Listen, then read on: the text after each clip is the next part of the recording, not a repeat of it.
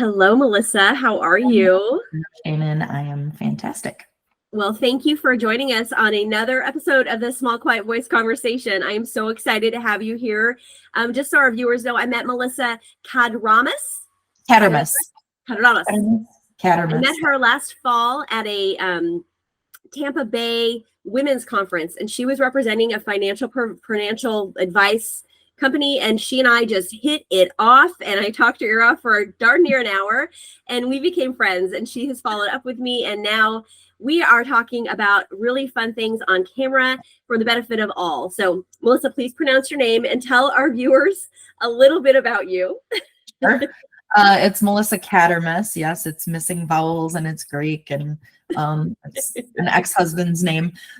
Just didn't change it. So I, my career, I'm a financial advisor with Thrivent Financial.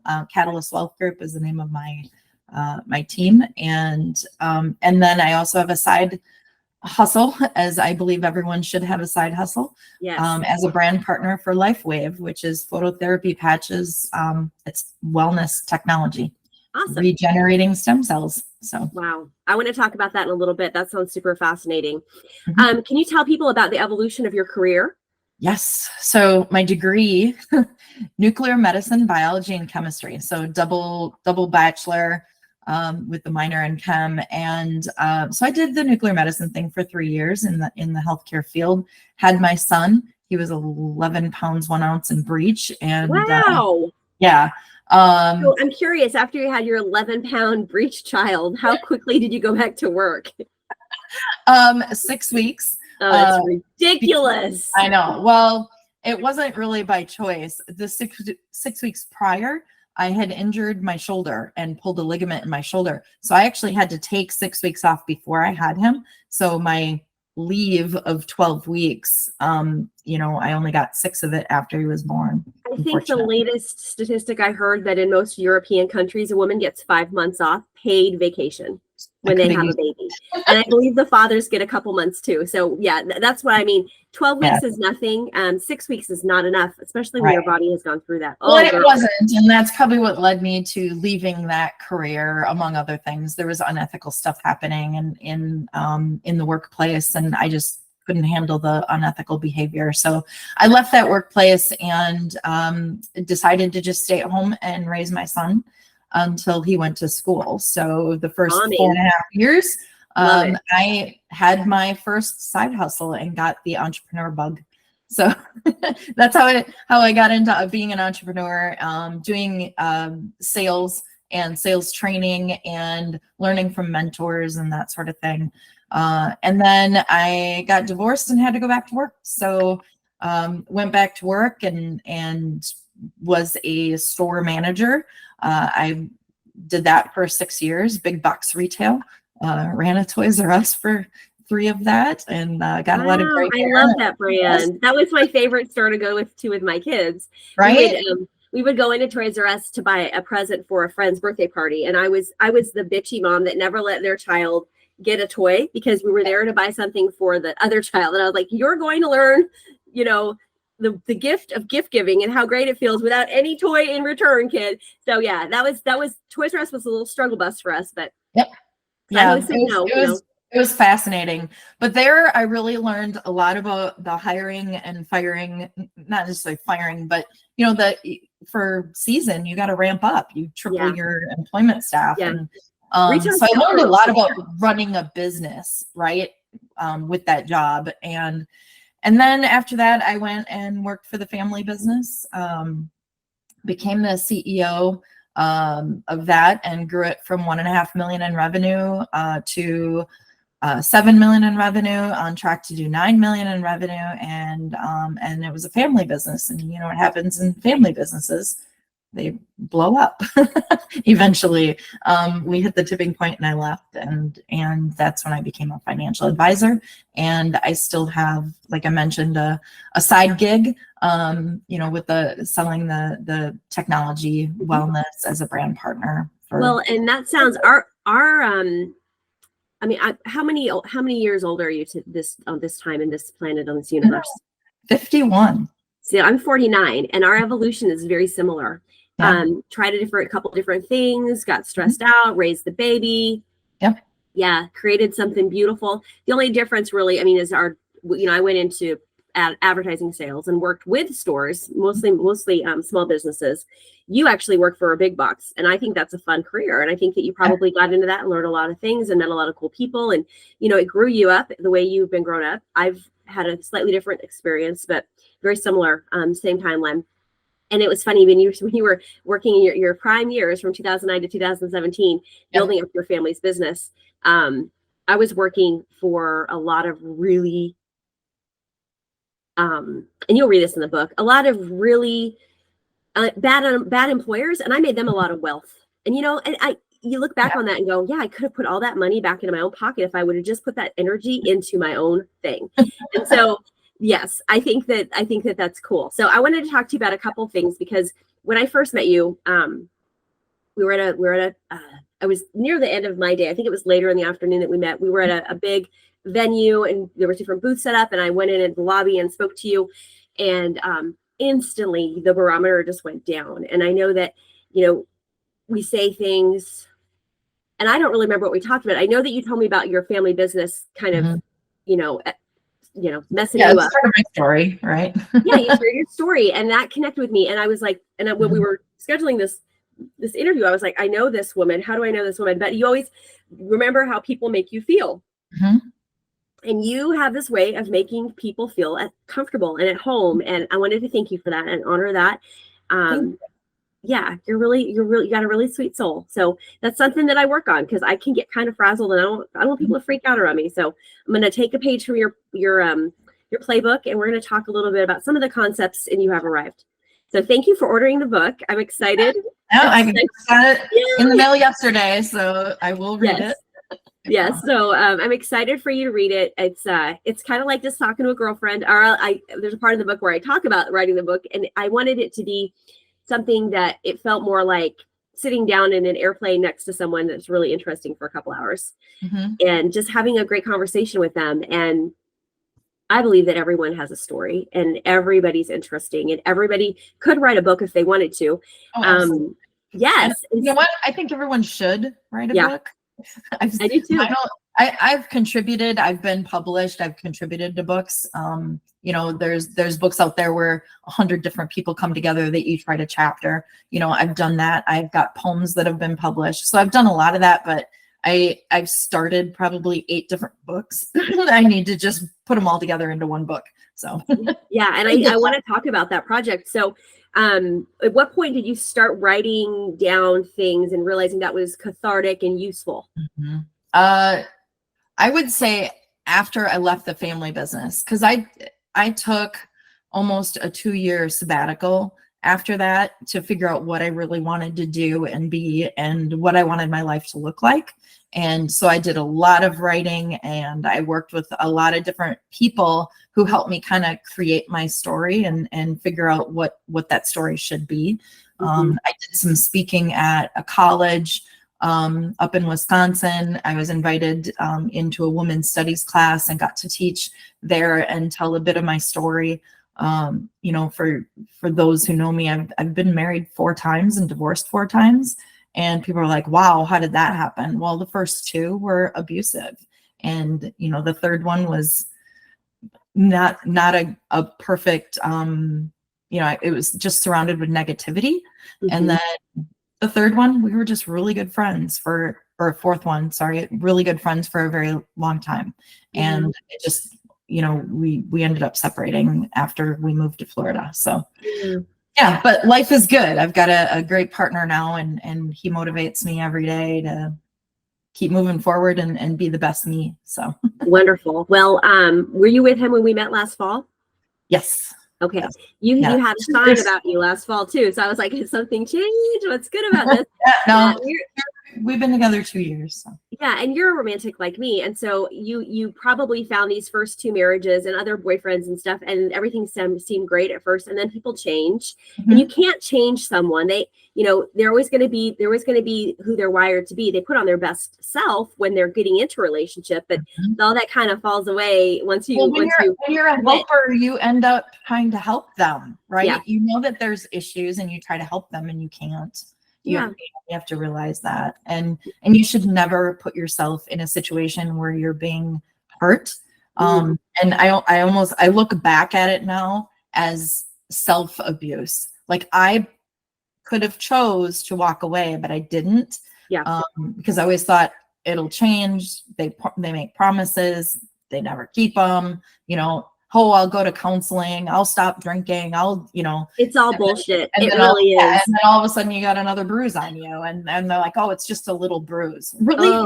One of them said that to me, and I'm like, it's just a little bruise? Well, your little bruising butt can leave. I'm out of here. I can't do this anymore. Good for you. Good for you. And there's a lot of women that stay in those situations because they're A, financially unable to support themselves. B, they don't know their own worth. Right. Yep. They maybe were abused at home and they have issues mentally. They just think, well, this is my lot in life. And then there's the women that stay because he's a good dad. Yep. And I find in most stories like this, I mean, we, as a stay-at-home mom throughout the years, we watched a lot of Oprah. You and I both, I know we did, and the Dr. Phil. And it seems like, and I have this realization that's happening in my husband's family that he discovered. You'll read this in the book. He didn't know who his adopted family was. He knew he was adopted, but he was 50 years old and didn't know his origin story. So I was like, go find it. And I talk in very broad strokes when I talk about what he found. But what we're finding in a lot of these dynamics of these abusive relationships is that it's the man and the woman, and the woman is pretty sure that it's happening with the children too, but she's in denial about it. Yeah. But sometimes you see it. Sometimes there's manifestations, there's bruises, there's things that happen. The kids are being abused. And I can't imagine as a mother staying with a monster. I can't imagine. I would run down the road naked on fire with my babies in both arms. Get the hell out of there, sister, because those kids are your prize. You are put on this planet to create beautiful humans. Why would you let some monster destroy them? So, yeah. Woo! Yeah. Sorry. Well, the first time I was gone for a weekend once, my son was in potty training, ish. So like 2.5, whatever that age was. And I was gone for the weekend, and I came home late on Sunday night. And of course, the next morning, I get up and my husband had already left to go to work. And my son is, in potty training mode. The first thing I do is like, get up, go run down the hall, go to the bathroom, and he ran down the hall, and I saw something on his butt, and I'm like, what the heck is that? So I kind of run to catch up with him, and he had a bruise the size of like a lemon, deep bruise on his butt. Funny. And I'm like, what the heck is this? And I called my husband, and he goes, well, he had an accident on the couch. And so I spanked him. I'm like, this was way more than a spank, And so I called my attorney, and the attorney said, you got to protect him. Get out. Do you have a place to go? And that started that whole journey. But I ended up not leaving. We went back and forth. Like, I moved out, he moved back in, because they promised to go to counseling, they promised to do this, they promised to do that. And you got to keep the family together. Yeah. And it's for the kids. Well, you know what? It's not for the kids. The kids see it, they know it. He did leave more bruises on both of us after that, and I had to break the cycle. Yeah, they're not going to change. I married into a woman yesterday who's lived in about 30 different cities. Yeah. And she's just this ray of like knowing. And she was a little older than us, but she had gray hair and she was cool. And I was talking to her about my second book and kind of the concepts that I like to include and just kind of bouncing some ideas off of her. I'm very deep, very fast. I'm sorry, Karen, if you're watching this, I'm so sorry. But she said, yeah, once they're past 30, they're never going to change. No, they don't. I don't know if they ever change, even if you find them young. I feel like maybe you might be able to raise someone, but I feel like they're programmed. They have their nature and nurture for the first 18 years of their life, and that's who they're going to be. And I couldn't change my ex-husband. And I'll tell you, there's been some times over the past year that I've gotten so bad at my husband with his prostate cancer. He's on androgen deprivation therapy. And I don't know if you've ever been around someone like that, but they have no testosterone. They sometimes turn into Mr. Potato Head. I don't, sometimes I look at him and I don't recognize the things that are coming out of his mouth. He's arrogant. Sometimes he's just slower, and it's not, he can't help it. He doesn't have the tools in the toolkit. As I recently learned, that's a good way of looking at it. And he's trying, and he's really jealous sometimes, and that really gets under my skin because I love him. I just wrote how many pages in that book? 270 pages. Love letter to the man. Like, I'm not leaving you, darling. I love you. We've been through the worst of the worst. I'm staying. I love you. And we've had this beautiful love story, which you'll read more about. I can't wait for you to get into those pages. It's fun. Jealousy is sometimes that number one trigger. Like if someone is jealous, and they try to limit your activity, run for the hills. If they're like, no, you can't do that, or why don't you zip up that, button up the top a little bit, or girl, I've been down that road. Those are all signs. Like run. I've been down that road with abusive boyfriends, and I was like, And I have such a strong. I have a so narrow margin. Like my margin is so narrow, and I'm such a feminist, and I'm like, no, this is not feeling good to me. It's very narrow. And that's why I'm it's an advocate for human rights, because women's rights are human rights, right? Right. Yeah. Women's rights are human rights. So if you feel that something is going wrong in your organization or in your home, don't ignore it. Listen to your small, quiet voice. Your gut, and do something about it. Yeah. And it sometimes it's on behalf of someone else. But what I was getting back to the this is hard to say because I love my husband and I want to be here for him. I want to be a soft place. But there's times that he makes me so mad, and I'll slap him on the arm or oh, and I have absolutely no right to do that. And no one should ever lay hands on anyone else. But I know without a shadow of a doubt that he would never strike me back. Yep. I know without a shadow of a doubt with my ex-husband, the father of my children, he would have never struck me back. And you better believe that there was a little bit of with him too. But we're the weaker sex. And I hate to say that because I know we're powerful, but we don't have the muscle mass that men do. And if they lay their hands on us in anger, they will hurt us every time. Right. But abuse isn't just that, though. It's mental abuse. It's not just physical abuse. Financial abuse. It's mental abuse. And that can be harder to detect and more damaging to your mental psyche. For sure. You'll end up staying in it longer because you don't realize what's happening. Yeah, you don't have any bruises, right? You can't measure it. You can't take that to the ER. You can't take a broken heart to the ER, right? But when you're on the other side of that, you're working with people, at your job and whatever, and you don't know that they're being abused. You have no idea because, they're resilient. They're trying to make it through the day. They're putting on a face when they get there, and and you have no idea that when they go home, they're being mentally or physically abused. You have no idea. They're behind closed doors. Yes. So as a manager of retail stores in the past, and you're a very empathetic person. I know this about your character, Melissa. You're a soft, kind, wonderful human. So you see somebody coming in and they're maybe wiping their eyes and they're trying to put a brave face on. What do you do with that young woman or that young man that is so upset and they need to vent? What do you do as a boss when that happens? You listen. You take them aside and put them in your office so they listen. You have to just listen. And how can I help? And there's a lot of resources out there. When I was going through the abuse, I was not aware of the resources that are out there, and I wish I would have known. So just know what the resources are. If you're in the management level, know what those resources are so you can, do that, give them those resources. Know what your EAP offers. I know ours offers counseling. And I was able to, do that for a family member, and they got 6 free counseling sessions when they were going through something. So there are a lot of resources out there. So it's not just handing them a card and saying, here, call this number. You have to use your empathy skills and relate to what they're going through and understand. And because that stuff affects their job too, right? And that they want to do their best on their job, but you sometimes can't. So honey, you just explained empathy and empathy in action. I got a little choked up. Boy, it's so pretty.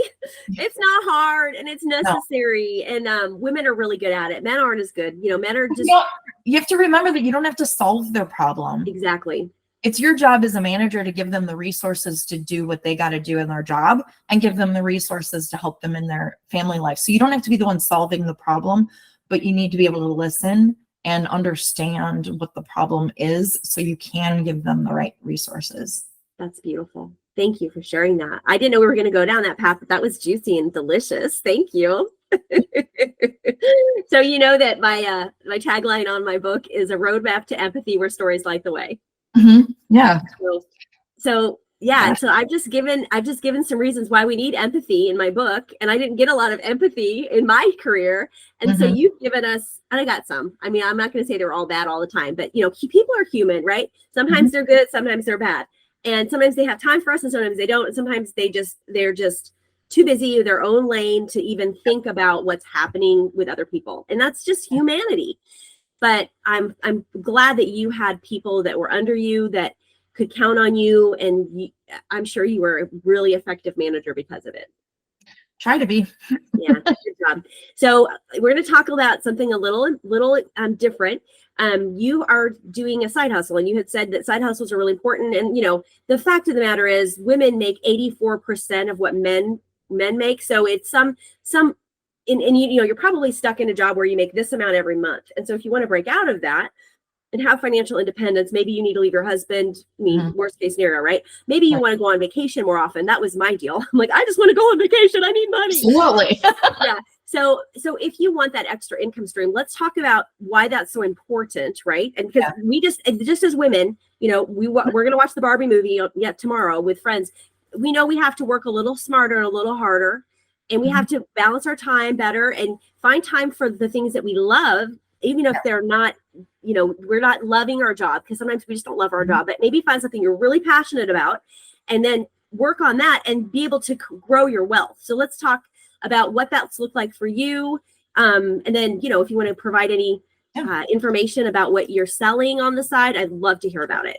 So my first side hustle, back when my son was born 25 years ago, was selling Legal Shield ID Shield, right? And I became that trainer for them and built up a residual income, which I still receive income from that today, 25 years later. That's a great program. I recently discovered about it. Brian Abraham, thank you for the introduction to that program. Yeah, I would never go without my legal and identity theft protection. Like it saved me hundreds of thousands of dollars over the years. But now I discovered Lifewave through a friend of mine on Facebook. He introduced me to it. And what it is a phototherapy patch. So if you imagine your body's giving off infrared light, and what the patch does is it has crystals in it that bounce light back at you in a specific wavelength. So it's non-transdermal. It doesn't have any drugs in it or it's not putting anything into your body. It's just reflecting God's light that's coming out of you back at you. So I'll pause you right there because I'm not a nuclear medicine chemistry person. So that word you just said a little while ago, I don't know what that means. Non-third, what was it? Photobiomodulation phototherapy is what it's called. You said it was non-transdermal. It's not like a patch with medicine in it. It doesn't have anything in it. It's reflecting your own light back at you. How is that even possible? That's such weird science. How does that even work? It's patented technology. David Schmidt invented it back when he was working with the Navy SEALs, and that's where it started 20 years ago. And now he actually So let me get to this. Stem cells, right? Repairing your body. Stem cells are the building blocks of our body. When we're born, it takes 9 months to put the baby together, right? So stem cells are those building blocks. They're in your body. They go and repair, you break a bone, you get cartilage, that you strain, or a muscle you strain. All those stem cells go to repair that. Well, as you age, by the age 60, about 90% of them are dormant in your body, and you only have 10% left, which is why we get wrinkles, which is why our hearts start to fail, which is why our joints get all achy, because there's not enough stem cells to repair. So what the photobiomodulation happening in this patch that you wear 12 hours a day, what happens is it regenerates those stem cells. It brings them back to being alive again, so they can go and repair everything. So essentially, after several months of wear, you actually will start reverse aging, and your body will go back to a younger, healthier state. Wow. Just patch. So how long has this technology been out? So the company's been out with the technology for over 20 years. The particular patch was that regenerates the stem cells. It's called X39. That's been out a little over 2 years. So it's, okay. I got it on here, X39 and then X49. There's a bunch of different patches that do different things, different wavelengths of light. Is this approved by the FDA? It does not have to be, because it does not put anything in your body. So is there like testimonials that a person like myself who is curious about this, is there testimonials on some website that I could read?